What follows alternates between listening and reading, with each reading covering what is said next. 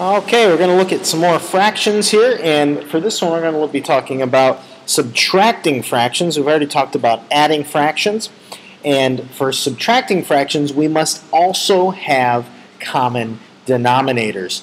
And when we have common denominators, we follow the simple form of subtracting the numerators only, leaving the denominators the same.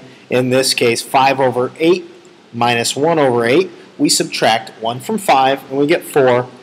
Don't forget, you should always reduce. 4/8 is the same as 1/2. 4 goes into both 4 and 8, 1 and 2 times.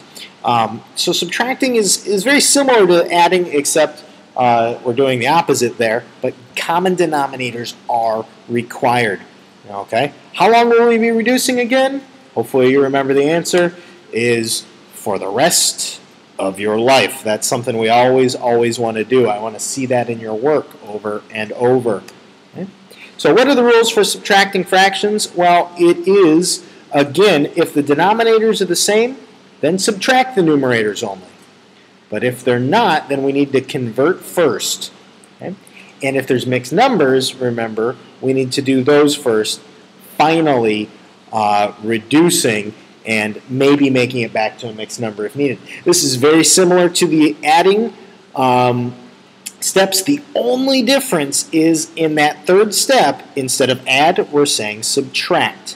If you want to rewrite this down, I suggest pausing right now, because I'm going to move on and actually show some examples of that when I actually have some mixed numbers. Okay?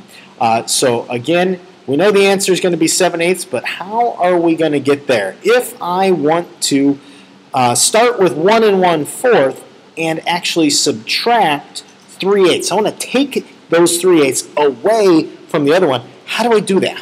We can see that the pieces are different right now. So how do I start that process?